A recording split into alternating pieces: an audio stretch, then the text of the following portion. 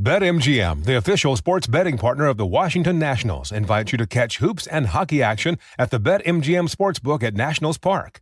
With a 4,000-square-foot bar, wall-to-wall video screens, 6 betting windows, and 17 betting kiosks, there's no better place to watch sports all year long. Enjoy daily specials while you place parlays, props, and future bets on all your favorite sports. The Sportsbook is located near the center field entrance of the park. Grab your crew and enjoy all the action you can handle every day from 11 a.m. to 10 p.m. You can even make cash deposits and withdrawals for your DC mobile account at any one of the betting counters. Thanks to BetMGM, Nats Park isn't just for baseball anymore. Experience the dozens of betting options and promotions going on daily. Boldly take the court at the king of sportsbooks. BetMGM and GameSense remind you to have fun and play responsibly. See BetMGM.com for terms. 21 plus only, DC only. Gambling problem? Call 1-800-GAMBLER. This is Tracy V. Wilson from Stuff You Missed in History class. The national sales event is on at your Toyota dealer, making now the perfect time to get a great deal on a dependable new car. Like a legendary Camry built for performance and available with all-wheel drive, you can count on your new Camry to get anywhere you need to go. Or check out an affordable and reliable Corolla with a trim for every lifestyle. From the hip sedan to the sporty hatchback, there's a Corolla built just for you. Check out more national sales event deals when you visit buyatoyota.com. Toyota, let's go places.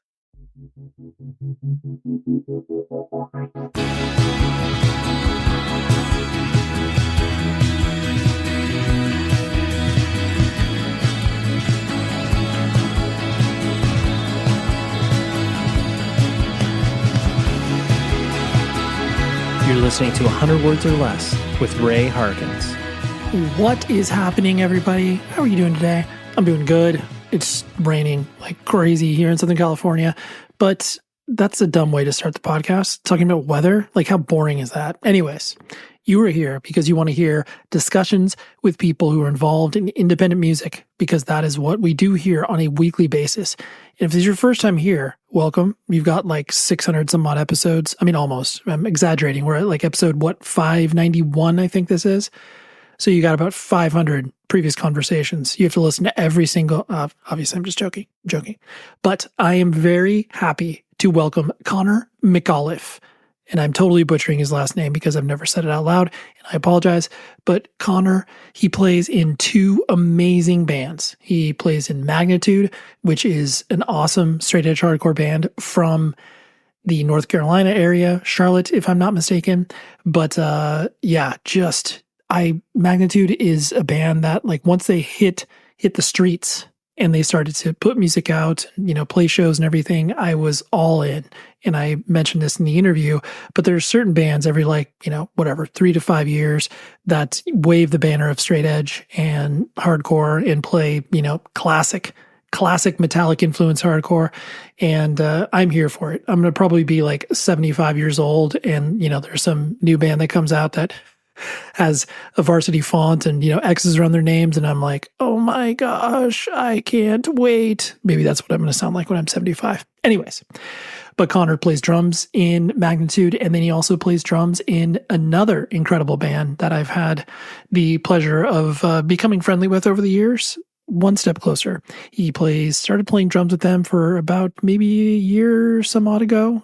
We talk a little bit about that because, it's exciting when you get to participate in multiple bands and you're able to just be on the road a lot, which that is what he is. But anyways, sweetheart of a conversation. Let's talk about the ways you can support the show. You can always email the show, 100wordspodcast@gmail.com. Love to get feedback that way, whether it's just saying what's up, whether it's like, hey, here's a record you need to listen to. Because actually, I recently got an email from somebody saying, you need to listen to the new Drop 19's record, which is, a classic shoegaze band that, existed around the same time as like My Bloody Valentine and what have you. But I did, and I like it. So I love to have those conversations with people like you who are listening to the show. You can also please leave a rating and review on the Apple Podcast page. It helps out tremendously as far as the algorithms are concerned. But more importantly, you can tell your friends about this. Tell people who need to listen to conversations with stuff that they care about. Because as much as this is like a interview-based show, I really just want to paint a picture for who this person is, why their band's important, why they're important, and whether or not you stylistically like the band or not. Like, that is honestly a side point to me. What I want you to know is why this thing is, like I said, relevant, and build a context around it, but ultimately be able to get you more bought in to independent music, punk, hardcore, whatever. Because like some of the most important feedback that I get personally about this show is that, I'm older. I'm not able to go to as many shows as when I was in my early 20s or late teens or whatever. And listening to your show gets me introduced to either new bands or new music or whatever the case may be, but it just makes you feel connected. And that's why I do this. Like, yes, of course, it's, entertaining for me, and it's really fun to have these conversations, but I view this as like a audio zine. And I know that for you, some of you have been listening for many, many years, have heard me say this before, but I become even more committed to that idea as each episode transpires. But anyways, I'll get off my soapbox, but those are the ways you can support the show. Also, here is a weekly recommendation. I've been doing this for all of 2024, and I'm going to continue to do it because, I just love to share music that I trip across and I find valuable. Some of these may end up being in my, year-end list, and some may not. But this is a record that came out last year on Convulse Records. I actually got keyed into it via a friend on social media. Him and I have just, become recently acquainted, and we have existed alongside of each other for quite some time. But anyways, he hits me up with this band, Spine, who I was familiar with just by name, and I never checked out their newest, or I think their only LP, called Races. It's like RAICES. So I could be completely butchering the pronunciation because I think there may be a Latin bent on it. So Races. But anyways, the band is Spine. That is the name of the record. If you worship like power violence, but, with a little more nuance and depth, this record delivers in spades. It is pissed.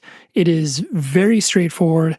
But once you start to read the lyrics and comb through the record, it was one of those things where, and I know you have experienced this as well, where you listen to a couple songs in the record and you're like, oh, I need to order this immediately. And then you get it. And then you just pour over it, listen to the record, read the lyrics. And it was just, the whole picture was painted, and I fell in love with it. So big recommendation on the Spine record, Races, however you say it. And like I said, it came out in Convulse Records. I love what they do, based out of Denver. Really, really cool record label. And I will include a link in the show notes to where you can follow along to all the recommendations that I have on a weekly basis. And you can just listen to all of the stuff, whether you listen to every single episode or not. It doesn't matter. I just want you to be piped in to music that I think is worth your time and paying attention to. So anyways, that's what we got. Let's talk to Connor. Let's talk about drums and touring and straight edge. All the important things, right? Anyways, let's go talk to him.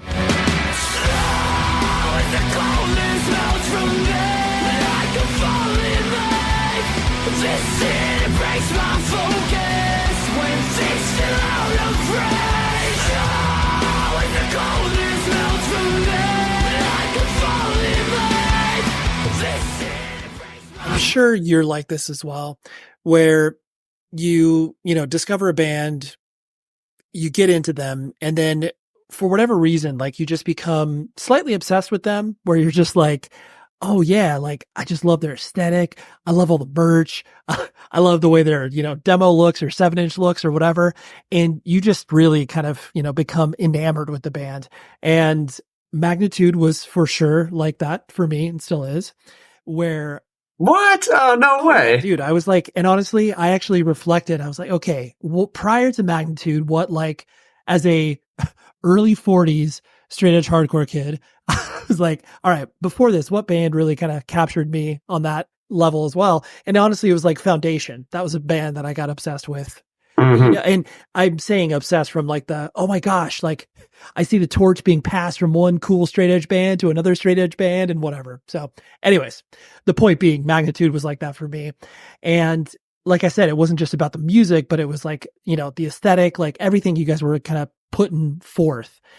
And I'm going to guess that, like, obviously there was a very specific intention, when you guys were starting the band, and obviously what you wanted to sound like and stuff like that. But I imagine everything else kind of just like played into the fact that we were like, oh yeah, we love like, 90s hardcore, and we want to kind of, wave the banner of that in the, 2010s, 2020s. No, that's 100% accurate.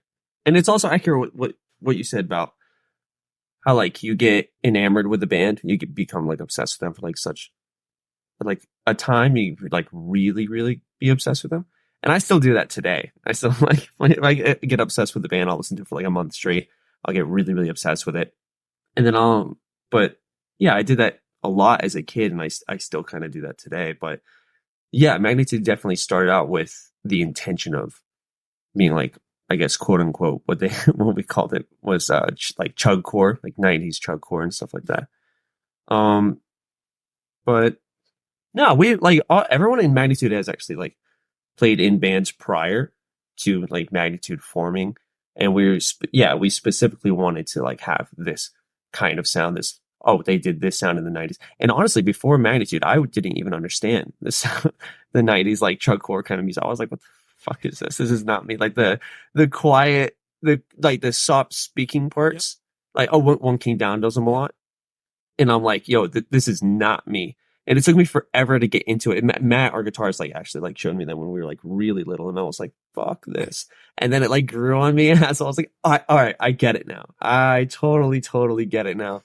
And then Matt and Russell really wanted to start it. They were the first two to like, I think Matt wrote Defy, and it was like the first song we ever wrote. And I just put drums in. He goes, this is going to be like chugcore straight up 90s. And I was like, okay, great. And I like understood what they were talking about, like right off the bat. And we recorded Defy and the intro, or we like wrote all 4 songs in like 2 days, and then recorded it in 1 day and released it the next. So it was like the demo was literally just done in like a week. That's amazing. And especially too, where I mean, honestly, I really appreciate your take on the fact that it's like you listen to something and you're like, yo, that's not for me. But then over time, it grows on you, you understand it. Cause like, I mean, I'm sure that you experience this with certain bands that, get spoke of as like, okay, like this is a legendary hardcore band.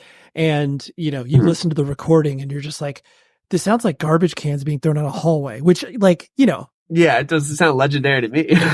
Totally. Like I always refer to, and he will describe this as such, where it's like a band like Chokehold, like they never had a good recording. And when you play it for a person that, is only used to recordings being, moderately good, you play a Chokehold record and you're like, oh my gosh, it sounds like, a buzzsaw as a guitar. It's awful. No, it's definitely, it's not easy listening. It's hard to hear. It's hard to listen to. But yeah, like I agree, especially coming from me, just because I record music, like I record all the Magnitude stuff. Yep. I like to mix and I like to master.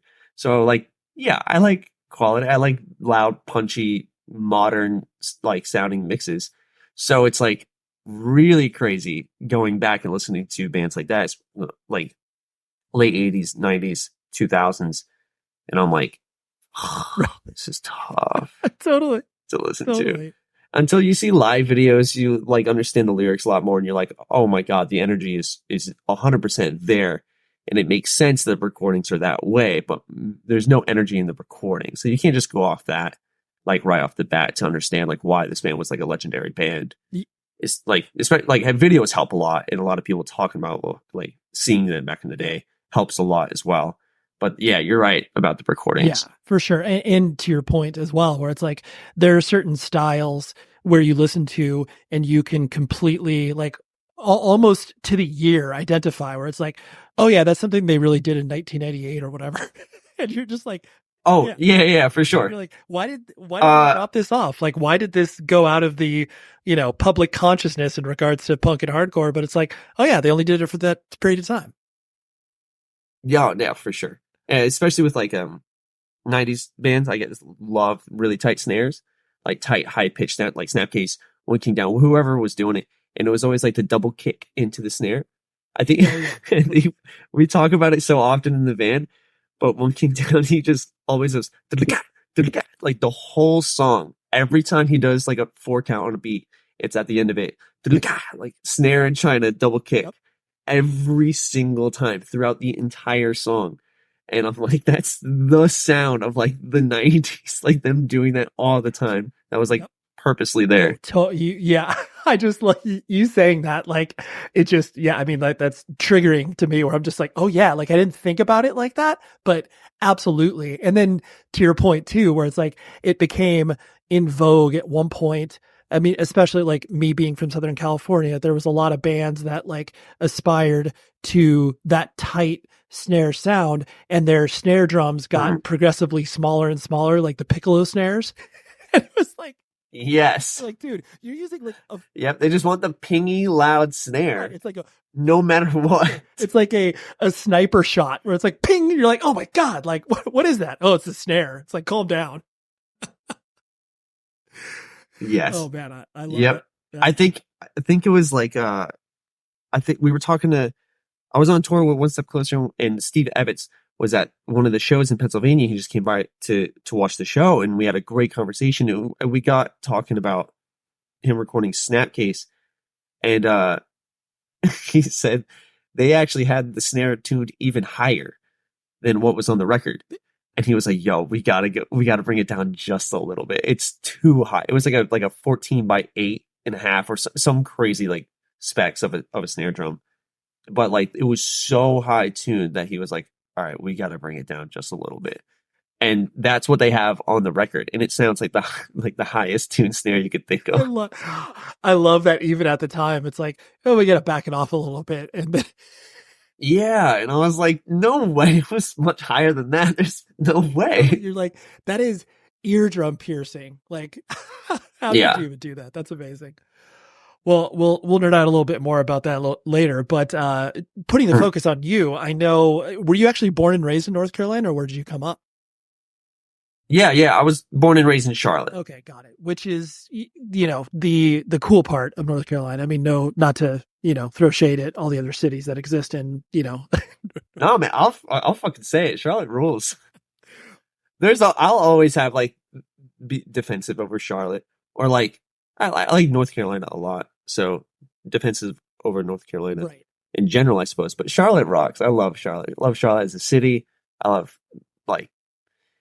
like the food, the people, and the coffee, and just stuff like that. Well, like, my family's there, so like I'm very, very used to like going all around Charlotte and seeing family and seeing like my friends. But like my everyone older than me, my parents, my older brother, my older sister, and my cousin, they're all born and raised in New York, and then they moved to North Carolina when I was like about to be born. So I was the first one out of the family to be born and raised in Charlotte. Oh, I see. So it was very, you are the only one that has that distinct experience of like, okay, we moved down here, but I was literally born and raised. Mm-hmm. Yeah. They all like, they remember New York. They remember moving.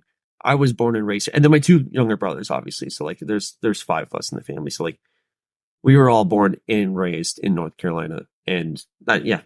That's all we really know. Yeah. North Cackalack, as they say. Yeah, for sure. And so, I mean, first of all, 5 kids is a relatively big family. And are you stack right in the middle? It sounds like, yeah. Yeah. I'm the middle kid, of course. And so you were you, you know, clamoring for attention as that, you know, that whatever cliche goes of like, okay, yes. Yeah. There's like a stereotype of like, oh, the middle kid, he's like the forgotten kid or whatever. But oddly enough, my parents like read a book about like having children. And if you have 5 children, the middle child apparently is the one that needs a lot of direction because he doesn't know, or they may not know what to do with their life. So when I was really young, they pushed music on me, or like playing something like an instrument or doing something. I always like skateboarded. Me and my brothers would skateboard. But my parents really tried to like push something on me for me to like continuously do. So I tried guitar when I was really little, and it did not work out. I just hated it. It sucked. And I was like, it doesn't make any sense to me. But one of my friends that was a little bit older than me at the time, I was like 8, he played drums, and we skated together, and I didn't know that. So he started teaching me drums, and I just really liked it after that. And then I got a drum kit for Christmas, and I think like the first song I ever learned on drums at like 9 years old was Through Struggle by As I Lay Dying. Ooh. And till today, it's fucking dope band, dope song. So like, I'm still rocking it in my car. It's awesome.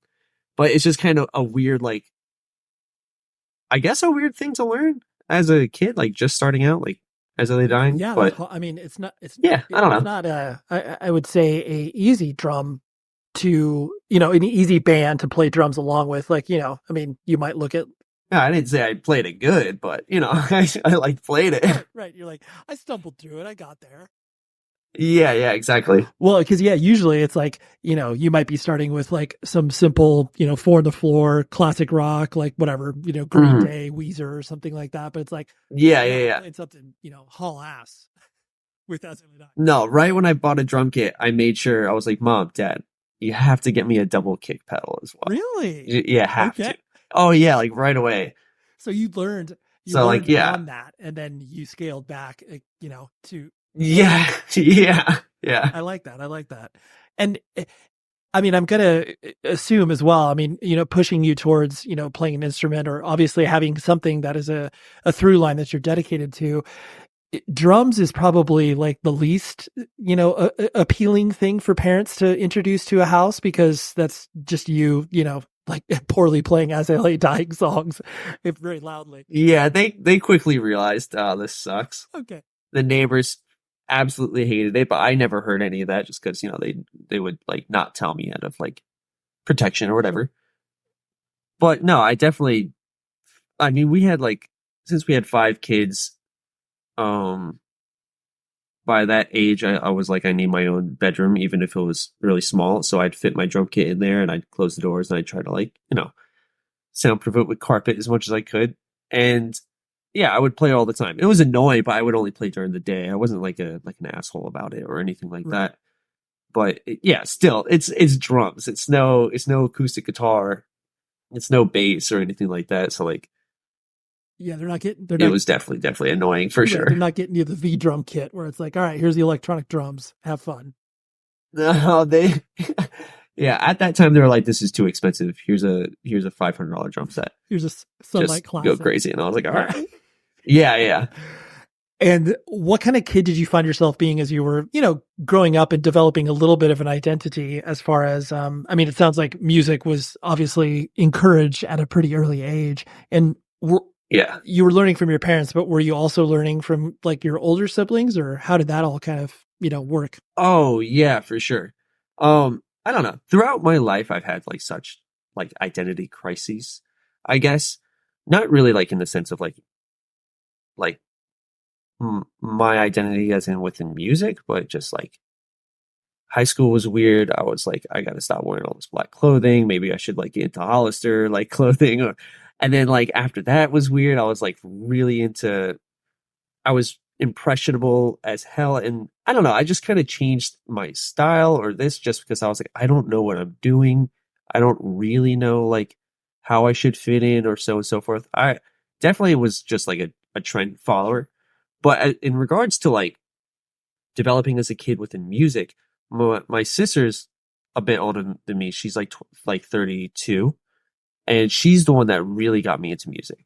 Like she was the whole reason that I got into anything alternative, anything like that. Like she took me to Warped Tour in 2004. I was just like 8 years old. And me and my brother would skate. So we skated the half pipe because they had like a metal half pipe like every year at Warped Tour. And so 2004 was like Throwdown and I think the Starting Line and who was it? I think it was a lot of like the Offspring and I think Under Oath, but like Sum 41, bands like that. The year prior was 2003 and they had Poison the Well on, and I was like really obsessed with Poison the Well. So like I was kind of bummed about that, but I was like 7. I don't know. I would have been like 7 years old. I wouldn't have known anything anyways. But yeah, she like definitely got me into like everything. And she showed me like Thursday and Saves the Day and H2O and MXPX, and she was really into Newfound Glory. So she, like everything from then on, it was just like pop punk from like the 2000s, and then hardcore bands that were adjacent that she knew of. And she brought me to all the shows, all like the local shows, all the big like tours that came through town, and stuff like that. So she's definitely the whole reason I'm even like where I'm at today. That's amazing. Especially too, where it's like, I mean, I'm sure you've obviously met a ton of other, peers and bandmates and friends that have experiences with their older siblings, either just being like, dude, I don't know what the hell they're into, or they kind of have that, like gatekeeping in a good way, where it's like, okay, I don't want to expose them to this because like, like a kid could punch him in the head or something like that. But it's like, it's yeah. Cool that you had that positive experience with your sister, just being able to like, oh yeah, let's go together and we'll, experience this as a unit. For sure. Yeah. And with that as well, I mean, going back to actually what you were saying with the idea of, you kind of jumping around and figuring out like who you were. I mean, truthfully, that's most people's high school experiences where they're like, all right, I don't fit in as a sports kid. Like I'm going to try being in chess club or whatever. It's like, I mean, that's all normal. Merchandise is important, right? It's important to you. It's important to me. It's important to anybody that cares about independent music. And you want officially licensed merch, right? You want the real deal. You want the bands that get paid, all that other stuff that, just is really obviously very important within the context of music. That is why you go to rockabilia.com and use the promo code 100 words or less. That gets you 10% off of your entire order.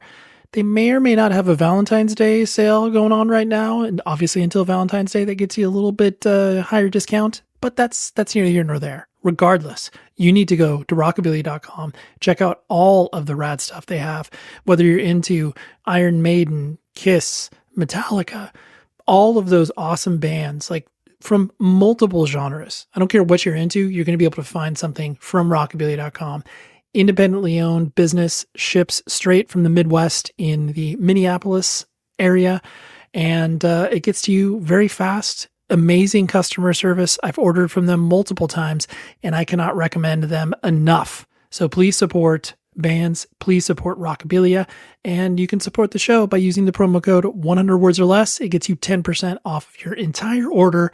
It's a win-win solution for everybody. So go ahead, use that promo code and visit rockabilia.com. Did you care about school? Like, were you, studious? Were you encouraged to get good grades? Or was it kind of like, all right, as long as he's getting C's, Connor's okay? It was kind of like that. Only because my sister was the first child. She was the overachiever. She was like, top of the class, this, top of the class, that, like, and everything got into college. My older brother absolutely did not give a shit about school. He was so bad. He just refused to do anything. I think my mom just did all his work just enough to where he can graduate and get him out of there. So like those were my two reference points. So me just being in the middle, they were just like, hey, as long as you get B's or C's, like you pass, like you're straight. We don't care. I was like, all right, dope. I didn't mind school. I honestly hated going to high school, but like the work wasn't the worst thing in the world. And I wasn't, the smartest person ever, but I was good at math and I liked history and stuff like that. So like, it was fine. C's and B's, really. Nothing like detrimental, but nothing like overachieving. It was just kind of straight and narrow. Sure. Got it. And, I know that obviously straight edge and is an important part of, who you are and obviously, what the band is about. When did that kind of, I guess, enter the picture? I mean, North Carolina clearly has a, history within the context of, straight edge hardcore and stuff like that. But how did that, was that just basically you kind of observing that from a distance as you started to go to Warped Tour and shows and stuff like that? Actually, not really at all. My sister was dating some guy and he was straight edge. Oh, okay. And I think I was like 16. And I was like, what does this mean? And this was like me just then getting into hardcore, and he was a hardcore guy. And so I dove really into that, and I was trying to understand. And then I was just like, I don't know what to do. I don't drink anyways.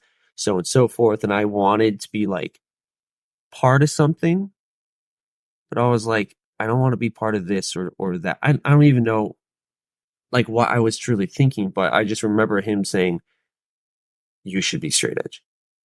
And you're like, sure. You'll be straight edge. Like, got it. And I was just like, I should be straight edge. Like, I think I'm going to do that. And then I was like 16 and, yeah, I claimed it. And I was like, I know exactly what this is. I know what it means. And now I don't have to. All right. So I was so afraid as a kid. I was so afraid of being in trouble. I hated getting in trouble. And my older brother would get in trouble a lot. And I was like, I was like, you're going to get caught. You're going to do this. It's going to get bad. It's going to get the police involved. And like all of this shit would happen. And I'm just like, I'm not dealing with any of that. I want to be the total opposite of this. That way I can still go to all these shows with all these crazy people who are drinking and smoking. But my parents would know I'm okay because I don't do that. That's not my thing. And they got a lot of shit from other parents. They're like, how could you let your 13-year-old kid go to these clubs and all these people are drunk and smoking and this and that. He's going to get into drugs. You're going to let him in a band? Like, you can't do that. He's going to end up like a dirtbag. And I'm like the absolute opposite. I live in the suburbs. I have no tattoos. I don't drink. I don't do drugs. Nobody at work thinks I play the music that I play because it just doesn't look like I would play that music if that makes any sense. But like, so yeah, straight edge, like, I don't really know. Yeah. Well, I mean, like, I think I've always just been you straight edge since 16. I was like, this is just the way my life is. I'm just going to stay this way. And I mean, I get that, especially when you have this level of, discontent of finding like who is, your, not that's used too large of a word, but like your tribe, your community of people. And then when you find this label that you could put on yourself that distances you from what you were trying to distance yourself from, trouble, like it's easy to be like, oh yes, if I do this, like I'm going to be given more latitude with my parents because they know that I'm not going to be, a bonehead and I'll be making mistakes. Honestly, yeah. I wanted to go do stuff. I wanted to go to more shows. So I wanted to be sure I was not going to get into trouble. And then I wanted to hang out with more people. And I was like, they're straight edge too. And I actually felt like, oh my God, these are like, everyone's thinking of the same thing. I'm thinking they want to be straight edge. I'm straight edge. I'm part of something. And I play music. We can start a band. We can be in a straight edge band. And that's what I was thinking of so much. And really just not getting in trouble. I hated it so much. I hated getting in trouble. Yeah. My parents are cool. They would let us do stuff, but like, they're from New York. They're a little scary. They're a little this and that. So like anyone gets into trouble, to me, I was like, oh, fuck that. I'm not down. I'm not down with that. Especially because you literally saw what it was like on the front lines for your brother getting in trouble. And it was like, dude, I don't want anything like that. So I'm going to, exactly. Everything within my power to make sure that doesn't happen to me. Yeah. I don't know what it is about everyone, but like everyone just kind of hits a certain age and they're just like, I'm going to like grow up. For me, I feel like maybe I was really young when like the feeling of like, I'm grown up. I'm a little bit more mature than my age, but my brother like automatically, randomly stopped getting in trouble. He started working construction with my dad and he immediately just became like a man. Like he became like just like a grown up. You know what I mean? Someone just like doesn't really flip a switch like automatically, but like progressively, he got so good at the job, and now he actually owns like my dad's company. It's like in his name now, and he has a house. He's married. This and that. He's got 2 dogs. Like him and I are like good friends. And it was just weird. It was just at a time period when we were young in like high school. And he was such a dirtbag. And I was like, this is the complete opposite of who, like the person I am. And now I see how similar him and I are.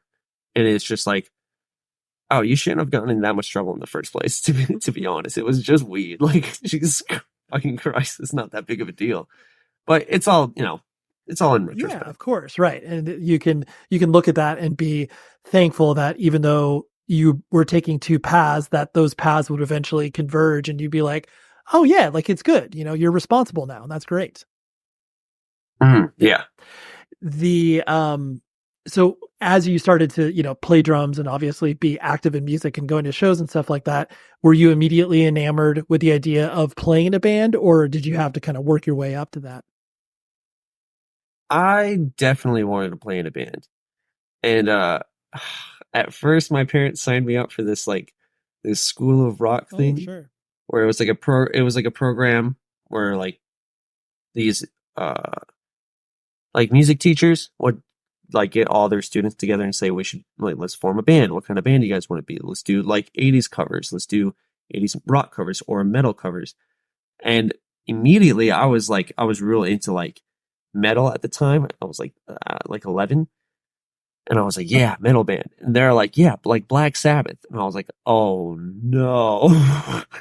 I was like, that's not what I meant about like metal, but that's what they meant. So like when I was a kid, they first signed me up to do all these like covers with these really random people that I didn't know. And then older kids and like local bands saw me play and they're like, yo, you should come play in our band. And then it just like progressed from there. I think I just played in really, really bad bands with older kids when I was a kid. And then, I definitely wanted to be in a band, like for sure. When I was a kid, I was like, and people hyped me up a little bit when I was a kid, and I didn't have any like reference of what a really, really good drummer was. So I was like, yeah, I'm the best fucking drummer ever. I'm so good. I'm so young and cool. And I was like, I just want to be in a band. I want to be seen.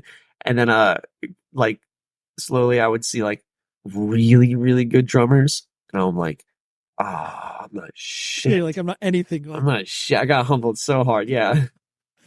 I got humbled. I still get humbled all the time. I'm just like, man, damn it. It is what it is. But yeah, I for sure wanted to be in a band when I started playing drums. So I was like, that's what I want to do for sure. Right. And was there any, I guess, aspiration of you, like as you started to, go through high school and like, quote unquote, figure out your life from, like, oh, no. going to college or like, potentially following in the footsteps of what your, brother was doing as far as construction was concerned? Well, actually, I did start working construction with my dad and my brother at like 17, but that was just to have money. You know what I mean? Sort of. I would do it sometimes when I wasn't at school. And then when I graduated school, I just did that because I didn't know what I wanted to do. At that time, I was like playing in bands and stuff like that. Me, Russell, and Matt, we were like 17, 18, 19 years old. And yeah, so I would do construction. I would play in like hardcore bands or youth group bands or this or that. But I never had like an idea of like, am I going to figure my life out? I definitely didn't want to go to college. I didn't want to do a 4-year university. I was like, yo, I don't have like the schooling, or like the drive to go to school. I was like, I'm not going to do the work. I know it. Don't spend the money. Like I'm not going to like doing the work. I don't know what I want to go for. Just don't do it. Don't waste the money. It's fine. Right. But they were like, you should really pursue something. We would like you to pursue something. So I was like, I'll go to audio engineering school because I wanted to not only like play in bands, I wanted to record. I wanted to record my drums in my room. I wanted to figure out how to people make the drums sound that good and this and that. So I started recording at like 17, but I was like really just figuring it out. And so there was a school in New York called the Institute of Audio Research, and it was like a year-long program, but you like learn on Pro Tools, and I already know Pro Tools. And you get certified in Pro Tools at the end of the year and so forth. But there's like a bunch of classes. There's a music theory class, basic electronics, and all these like classes about like MIDI and exploration about like the software and stuff. And so I was like, yeah, fuck yeah, like sign me up. I'll do that. So I moved to Brooklyn at like 17, and my sister was already living in Manhattan. So I was just like 30 minutes away by train, and my school was also like 30 minutes away by train. It was like one stop, and I would just go to school like 5 days a week. It was kind of like high school. It was like the same exact time every single day, weekends off. And but at least I got a certificate in Avid Pro Tools, so I'm certified in Pro. That's cool. But that was like the higher education my parents, I guess, wanted me to pursue, and I did it, and I came home. At least you were like focused on something. There was a discipline there, and not just like whatever. I'm gonna hang out and just whatever play drums. Yeah, not know what to do and this and that. Yeah.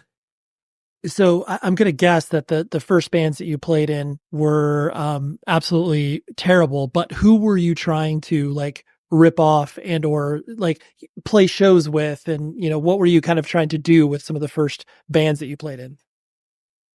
Oh man, loaded question.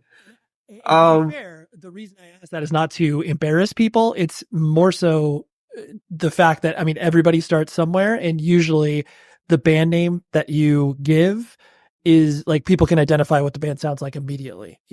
Like you're like, oh, for sure. Like I'll tell just in the spirit of sharing, the first band that I played in was called Doomed Society. So you can immediately conjure up what we sounded like. So there you go. Doomed Society, yeah, sick. Exactly. It's funny, but it was like, yeah, we covered Strife, and then we also covered Dead Kennedys because why not, right? Okay, no, that's awesome. I don't care what anyone says. That's awesome. When bands like covers other bands that don't sound like them at all, I think that's the fucking coolest. It is. It's fun. So yeah, what were some of your first endeavors as far as like actually getting out of the practice space or whatever and playing shows and stuff like that? The very first band after that, like that program band that my parents signed me up for, was a band called Articuno, and that's a Pokemon, by the way. I was gonna say, I was like, and so like that sound that registers on my yeah, podcast, I think. Okay. Yeah. That's funny. So I don't know. Some older kids had a band called Articuno, and they were just like, "Yeah, we kicked our drummer out. Do you want to play?" And I was like, "Yeah, cool." And so we did like house shows and garage shows, and I thought it was the coolest fucking thing in the world. And they were just obviously really, really bad shows. And I didn't play that good. I didn't hit that hard because I was fucking 11. And but like that was the time where I was like, "Yeah, I'm in a DIY like local like metal band and this and that." That was cool to me. I don't even know what to compare us to. It made no sense at all. It was definitely confused as hell. There were like, like random metal parts, and then there was like the classic like clean guitar parts that made no sense. Evilgreed.net is the place where you should point your web browser to, because they provide web store solutions for bands and record labels to sell you, the end consumer, that merch. And I know that's like a really complicated way of me saying, yo, go to that website and order stuff from them. But Evil Greed is very interesting for a multitude of reasons. But first and foremost, use this promo code 100 words that gets you 10% off your entire order, and you will be able to benefit from that by ordering. Let me just give you a little overview of what it is that they do. Like I said, they send you merch, et cetera, vinyl, shirts, sweatshirts, whatever you need. But they kind of act like a record label in the sense of they have a very specific point of view. Like they don't open the floodgates for every single band and every single record label. They traffic in what I would like to call the artistic heavy stuff. And that is why I personally love Evil Greed, because it matches my own personal music sensibilities. And I think for anybody that checks out this particular show, you will probably be able to find your people in your bands in spades. Let's just list some of the record labels they work with, whether it's Closed Casket Activities, Flat Spot, Profound Lore, Translation Lost, Triple B. The list can go on from that side of things. But like I said, it's all artistic heavy stuff. And you will be able to get that 10% off by using the promo code 100 words. They're based out of Berlin, Germany, but fret not. The shipping rates are very advantageous for us here in America, and they get it over to you very, very fast. So please use that promo code 100 words. Go to evilgreed.net, order, and just revel in all of the awesomeness that will come in your mailbox like, a week later. And then you'll be like, geez, Ray, you weren't kidding around about, them shipping it quick from Berlin, Germany. But I love Evil Greed, and I know you will too. So evilgreed.net, promo code is 100 words. BetMGM, the official sports betting partner of the Washington Nationals, invites you to catch hoops and hockey action at the BetMGM Sportsbook at Nationals Park. With a 4,000-square-foot bar, wall-to-wall video screens, 6 betting windows, and 17 betting kiosks, there's no better place to watch sports all year long. Enjoy daily specials while you place parlays, props, and future bets on all your favorite sports. The Sportsbook is located near the center field entrance of the park. Grab your crew and enjoy all the action you can handle every day from 11 a.m. to 10 p.m. You can even make cash deposits and withdrawals for your DC mobile account at any one of the betting counters. Thanks to BetMGM, Nats Park isn't just for baseball anymore. Experience the dozens of betting options and promotions going on daily. Boldly take the court at the king of sportsbooks. BetMGM and GameSense remind you to have fun and play responsibly. See BetMGM.com for terms. 21 plus only, DC only. Gambling problem? Call 1-800-GAMBLER. Me and Russell, I think, started, after that was a youth crew band called Rapid Change. Ooh, me and I like Russell. that name. That's good. Rapid. Oh, yeah. Thank you. I came up with it. I didn't even really come up with it. It was actually a fucking propane company, and it literally says Rapid Exchange because I guess the company's called Rapid Exchange. But they had an X in the middle, and I was like, that's the dopest name I've ever seen. It's already a straight edge logo. Look at that. It's amazing. So that's I had no idea that they were naming a straight edge band at all. Not at all. And I was like, we're using that. I swear to God. So yeah, Rapid Change was actually sick. I liked Rapid Change. If you start to pull influences and be inspired by bands that are clearly above your musical talent, it doesn't matter. You're still going to try to sound like it, but just like a bad version of it, because that's what every band does when they first start, you know? Yeah. No, for sure. And so when, I guess when fast forwarding a little bit, like when Magnitude came in the picture, and because your demo, that was 2017-ish, right? Correct me if I'm wrong. Yeah. I think it had to have been. Yeah. 2017. And so, it seems like, even though the fact that you guys have, done a lot. The fact that you got to 2 full lengths as a hardcore band, like that's a heroic feat in and of itself. Well, yes, of course.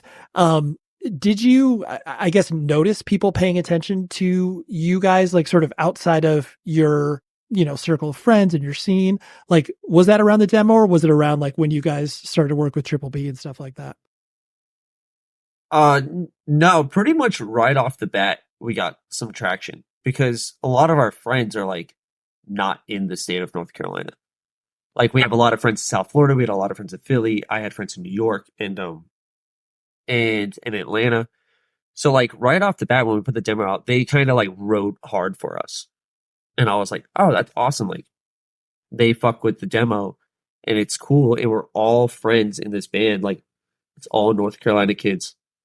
And we're all like really good friends in general. So like, I just felt really good about Magnitude. I was like, yeah, this is like the first band where it's just like the dream team of people. I'm like, this is great. This is good time. And then we wrote music with a purpose. We were like, we want it purposely to sound like this. It sounds awesome. And we released a demo, and our friend Lennon put it out on Plead Your Case Records in Florida. And it was this like, it was just a tape, but it was in like a manila folder. It was so cool. And I was like, I fucking love this. But he rode really hard for it. Everyone in South Florida rode hard for it. Atlanta, everyone like really dug it. And that kind of just gained some traction. But I think what really helped is Lennon helped us get onto FYA Fest, right? Like after the demo.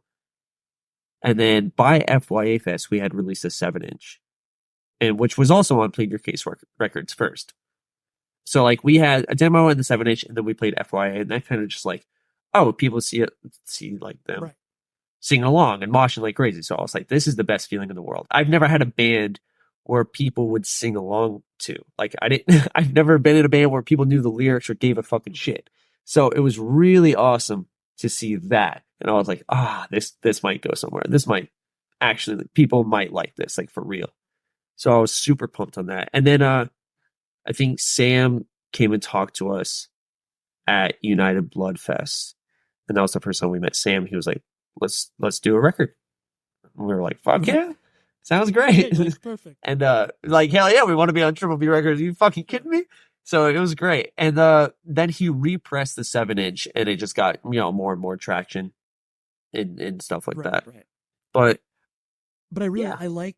I could keep going, but I don't even know what I'm talking about at this point. You're good. But I appreciate the description of that idea where it's like the moment that you see someone singing along that you don't know, and you're just like, how did you know about this? Like, this is so incredible. And like the reaction and like those feelings of when you even if it's on such a small scale and level, it's just that feeling that your art and the music and the ideas that you had with friends all of a sudden steps outside of anything you ever would have anticipated. It just feels so cool.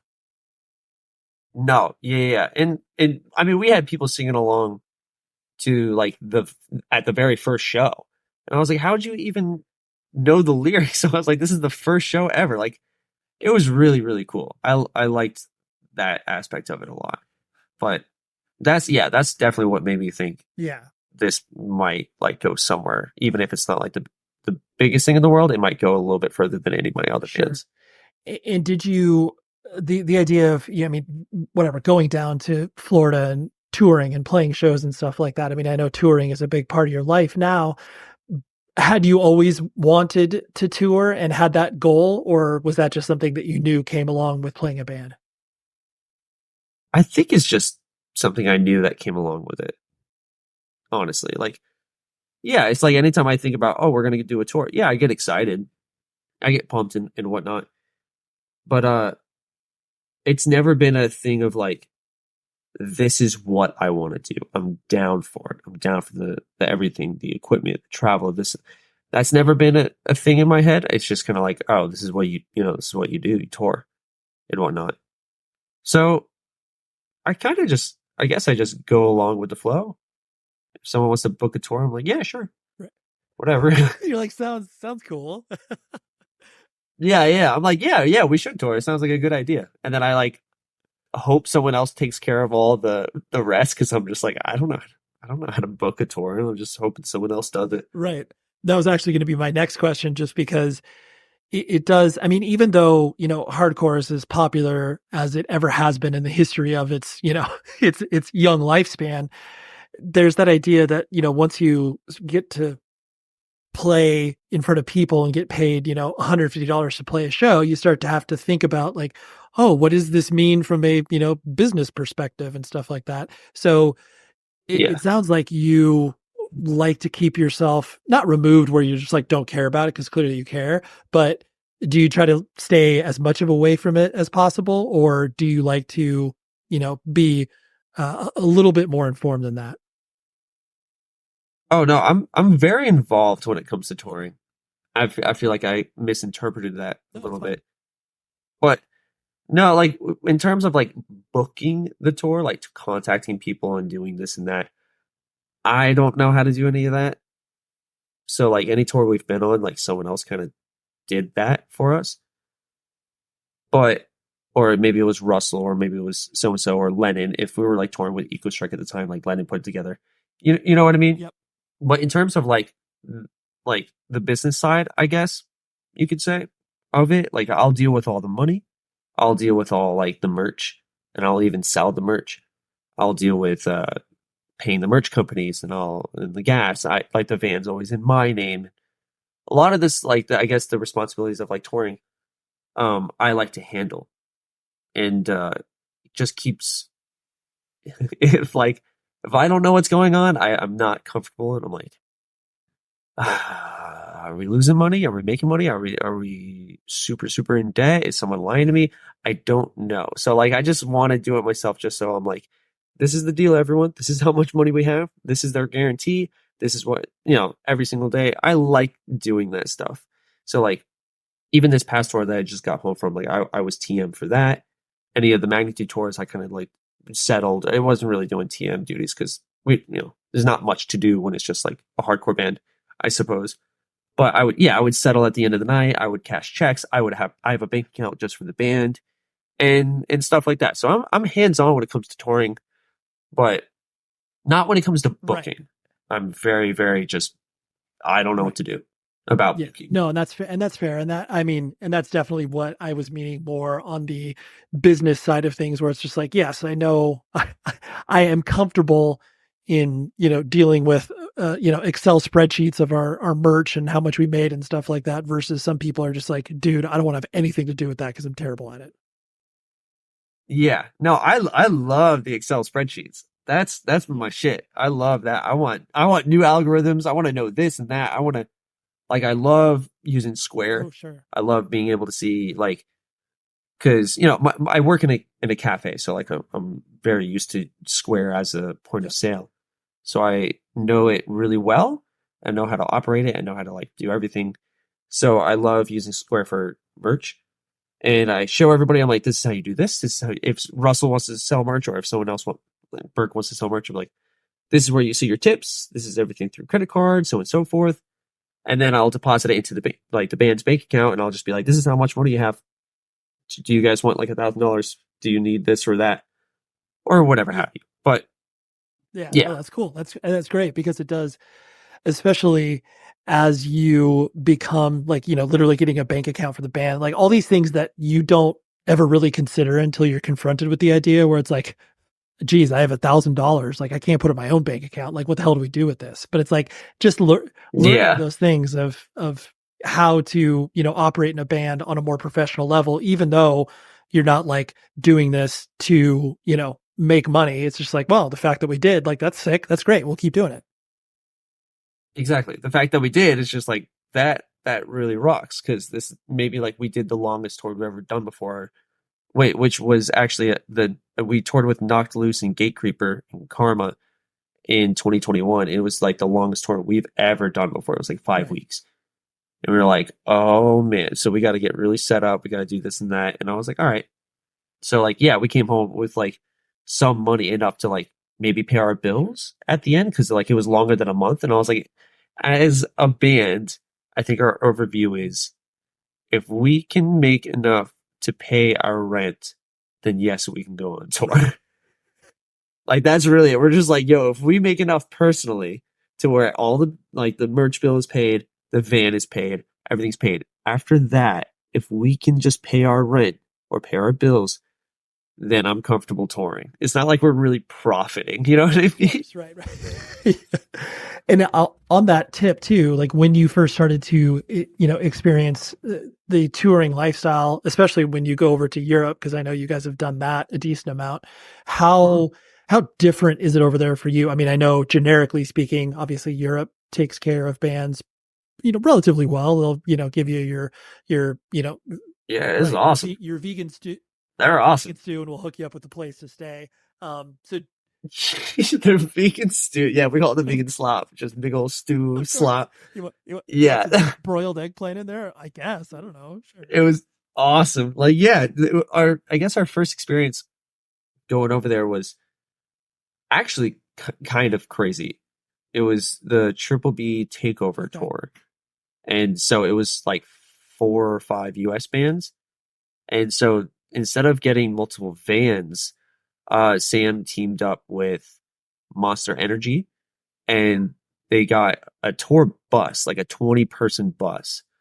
And I was like, this is the most insane living thing I've ever experienced. Like touring Europe, and I always have to drive, or not, it's not I always have to drive, but like I predominantly drive during touring in the US.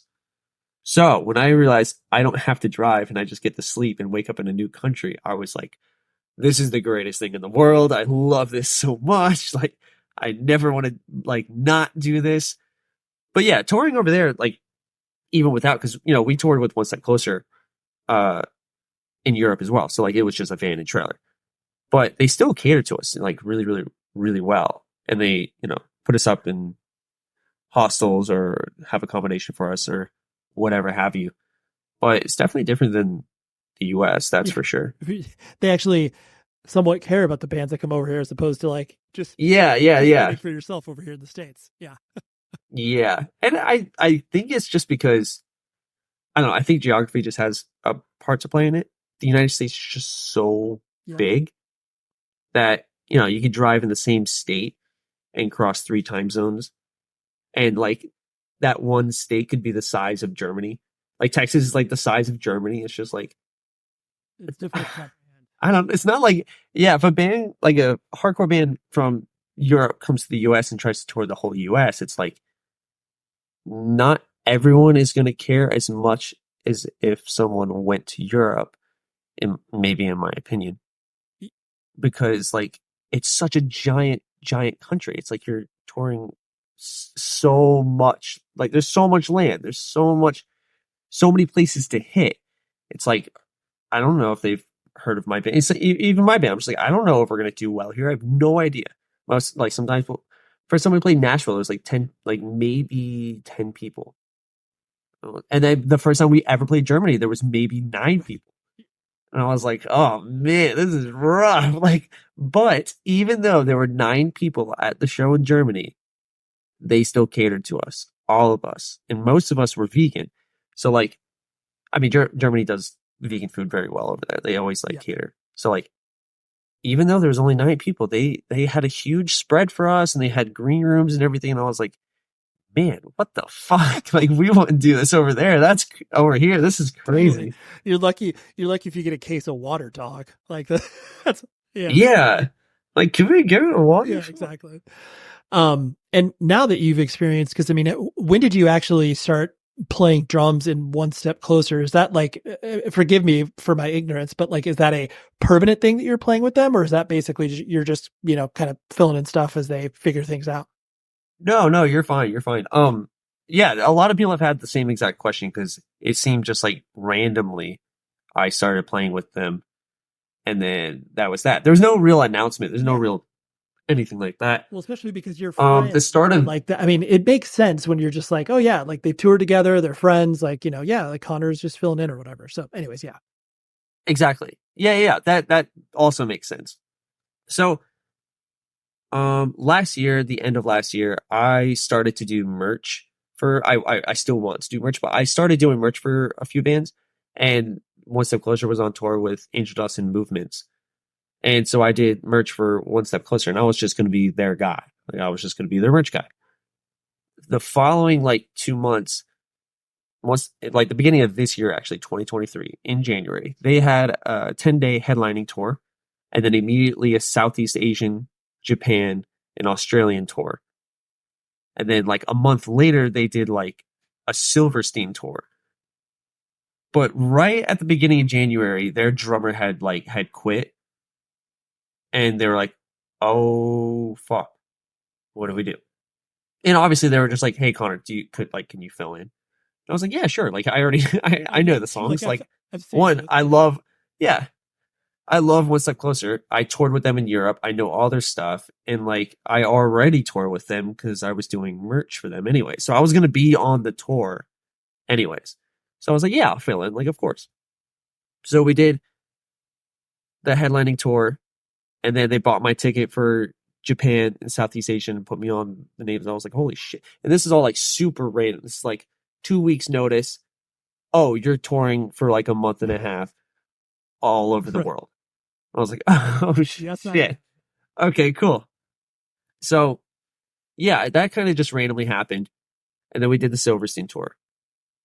During the Silverstein tour, they were talking, they're like, all right, so we want you. And I'm like, yeah, I know. It's just, there's a lot of touring going on right now. And I don't know what I'm doing. I'm just yes. riding along. I'm just riding the wave. I'm just saying yes to everything. And, so they did a Silverstein tour. The day that ended, I flew to New York because Magnitude is flying to Japan. So that tour ended. It was a month long, 5 weeks. Then I immediately flew to Japan. Magnitude toured there for 5 days. Then we went to Southeast Asia. And then after we toured Southeast Asia, we couldn't tour Australia because we didn't get it booked in time. But they flew home. And I flew back to Japan to vacation with my girlfriend. And so we stayed a week in Japan. Then I flew back to the States. And then we immediately went on another month-long tour with Drain. So like that was like the longest I've ever been away from home, and it was like 3.5 months or something like that of like literal world traveling. And I was like, it's awesome, but it's a little crazy. And I'm like, right. yeah, she's gonna hate me. I don't know what's going on here. But I told myself, I told her and myself, I was like, let me just tour as much as I can. Let me go experience some things. Let me do this and that, because COVID took away like 2 years of our lives. And I was like, I don't know what to do with myself being at home all the time. I've never not played shows. I've never not played music. So like a whole year of not doing anything was like, what the fuck? Like, what are we doing? Like, what am I supposed to do? Yeah.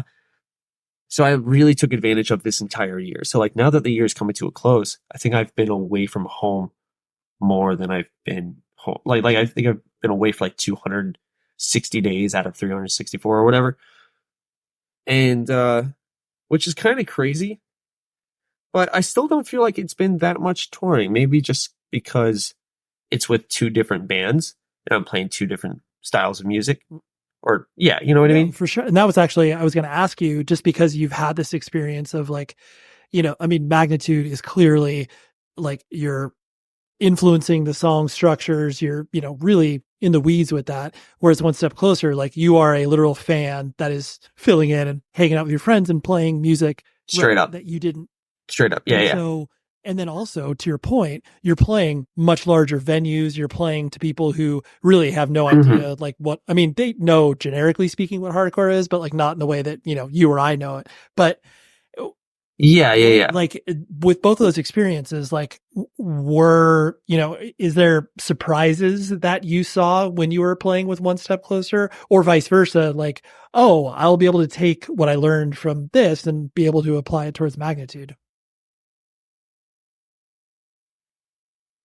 Do you mean in like a show wise? Yeah. Or like my playing? Like so like using the One Step Closer stuff, like you playing, House of Blues style venues and stuff like that, where, you are not getting the same sort of reaction as you would when you're playing, this is hardcore with Magnitude or whatever. How are you, I guess, kind of, getting inspired in the way of like, okay, the crowd is not going crazy. Like they're liking us, but we're not, getting the same sort of reaction. Like, do you have to?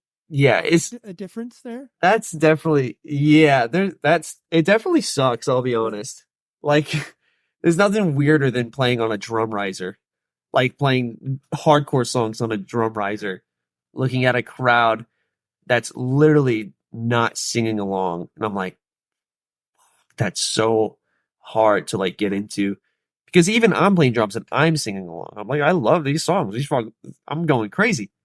But like, sometimes I do struggle. I find it hard to like when it's a tough crowd or it's a tough interaction, but like it is what it is. Sometimes it even makes me go harder because I'm just like, they need to see us going really crazy for it to leave an impression on them. Because like after all, One Step Closer is playing like a lot of tours with bands that are not necessarily hardcore bands. They're like playing with pop bands or maybe indie bands or whatever have you, because they want to be exposed to everyone. They want to be the biggest band in the world. And that makes sense. They're just like, I want to play to everybody. And so like, obviously that means playing to new crowds, like almost all the time. So the energy is I've definitely played to new crowds with Magnitude. Like I said, that first tour was the Knocked Loose tour. It's not like all the fans know who Magnitude is. Like, so some people do. Yeah. And we played on risers on that too. And that was like my real first experience of playing like giant stages. And it wasn't even like a giant stage tour. It wasn't like a big venue tour for them, but there was like one or two stages that were like massive. And I was like, there's so much room. Like, what are we going to do? This is so weird. And it was very weird for me too, because I had a monitor and I was up on a drum riser. And I was like, I feel so disconnected from my band. I was like, where are they? I can't get the energy because there's no kids falling on me. There's no this or that. The amps aren't right next to me. I was like, this is very, very strange. But yeah, I think it's great either way if you're playing to new crowds, even though like maybe the reaction kind of lows. Yeah. It's like tougher. Sure. Well, but like it's still inevitably like a good Sure. idea. Well, and it gives you, like you as a, even though you are a, hardcore kid playing in hardcore bands, it gives you the, versatility and the experience to be able to be like, oh yes, like I am up here playing my drums regardless if there's anybody watching, like, I'd be doing this in my room or whatever. And so just like, Yeah. that's Yeah. what you have to almost pay attention to more than, people spilling over your cymbals or whatever. Yeah, you're right. At that point, I'm just like, I gotta focus on playing well at that point. Cause I'm like, I forgot I'm not just in a hardcore band. I gotta perform. And I'm like, I gotta look like I know what I'm doing. Like I can play the whole songs all the way through because, I definitely struggle with like, if I didn't write the song, I'm not going to play it 100%. So like, I have to practice at home a lot. And I'm like, even then I like choke up live. If I'm not in the same setting, I practice it. And I'm like, if I forgot a part to a song, I definitely will forget. I'm like, fuck, like I beat myself up a lot. But yeah, I think definitely the energy of like like the crowd being right next to me and no one cares if I mess up a little bit. We laugh it off. It helps. That is like, yeah, it helps for sure. But going back to like the one step closer question. Yeah, I recorded on the new album that's going to come out in like next year. We recorded in October, so like I'll be on the record. So yeah, like I'm part of the band. Yeah, for sure. Got it. No, I appreciate that. I mean, I wouldn't put the words in their mouths. We haven't really had the conversation where like, yes, you are a band member, but I'm in the promo pictures and like I'm on the record, and I feel like that solidifies the idea of just like, yeah, Connor's totally. You are progressing. You have made your value recognized. yeah, for sure. The last thing I want to hit on was the fact, like you mentioned previously, where, you have recorded all the Magnitude stuff. I know you record other bands and you mix other bands and stuff like that. Has that, like, how has your experience playing in a band informed that? Or do you feel like you try to keep, you're not going to keep those two worlds separate because clearly people are going to, come to you based off of the music that you've recorded. But how do you think that, you being in a band informs how you record and mix?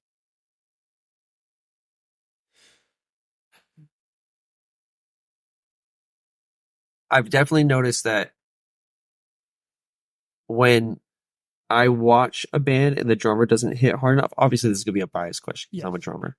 But it can go same thing with like guitarists.